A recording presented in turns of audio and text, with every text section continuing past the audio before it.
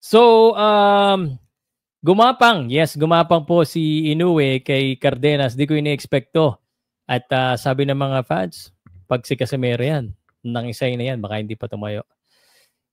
Posible naman. I'll be honest with you, gusto nyo ng katotohanan dito, pawang katotohanan. Ito po yung dapat gawin ni Casimero. At Naoya Inoue still a good fighter even though napabaksak siya dahil dito. Welcome back to Powcast Sports. If you're new here, don't forget to subscribe and hit the notification bell. Presented by Arena Plus. Okay, so saan katutok ko naman ang comment about Casimero. And I will be honest with you with this one. So mga nagtatanong, sir, kung si Casimero ba nakatama ng suntok, tatayo pa kaya yan? Posibleng oo, posibleng hindi. Hindi naman natin madidinay yung lakas ni Casimero. And again, I don't care kung ano sabihin nila. Ako, pawang katotohanan, real talk, unbiased. Pag tumama talaga si Casimero, kung siya po ay 100%, talagang posible po talaga na hindi na tumayo. But that's not even the question. So the question is, makakuha niya ba yung laban? Yan po yung problema. Alam ko maraming makaasar kay Inoue, maraming magsasabi na kung si Casimero yan. But here's one thing. Kung si Inoue, kayang talunin ni Casimero, ang tanong, kaya ba talunin ni Casimero yung kanya po mga issue? So, i-resolve niya muna yung issue niya sa timbang, sa unprofessionalism. So, sana maging maayos yan. I mean, real talk lang. Alam ko magagalit na naman kayo, pero yan po yung katotohanan. Now, here's my advice.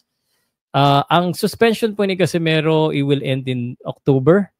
Si Inoue, may laban na kagad kay Akhmadileb. No, sana manalo pa rin si Inoue dyan para undefeated pa rin si Inoue kung sakali. I'm not gonna, kumbaga hindi ko tatanggalin yung yung chance ni Casimero, pero sa ngayon wala talaga. Kung gusto niyo magka-chance, lumaban agad siya. So, October, November, laban na kagad siya. Huwag siya magpasko, laban siya ng activity fight November para pantanggal kalawang. And then, the next year, laban siya ng significant. When I say significant fight, laban siya ng mga rated na kilala. Hindi yung kung sino-sino lang. So, laban siya ng rated, tapos syempre kuhanin niya yung timbang niya. Pag nakuha niya yung timbang niya, nanalo siya, sa kanya hamunin ulit si Inoue. Kasi kung ngayon siya magbibigay ng ingay na mag-iingay, talagang hindi siya papansinin niya. Lalo na, eto guys, eto naman, in a way, tama rin naman kayo. Kasi, bakit ko lalabanan niya si Casimero? Weight bully, tas ang lakas pa sumuntok. Kung manakaut si Inoue. Hindi naman sa takot si Inoue. Pero yung management niya is just thinking about the business-wise. Bibigyan mo ng malaking pera si Casimero para labanan si Inoue, tapos mag-overweight, tapos magiging weight bully, posible pang manakaut yung bata ko. Hindi talaga maganda. So, ang pinakamaganda dyan, and to answer your question, yes, kung si Casimero tumama, kung prime siya at condition siya, ay posible talagang hindi tumayo. Pero Inoue has resilience, tsaka may open na. Alam na kaya pabaksan si Inoue. Kailangan lang ni Casimero, makinig ka Casimero, lumamba ka na agad.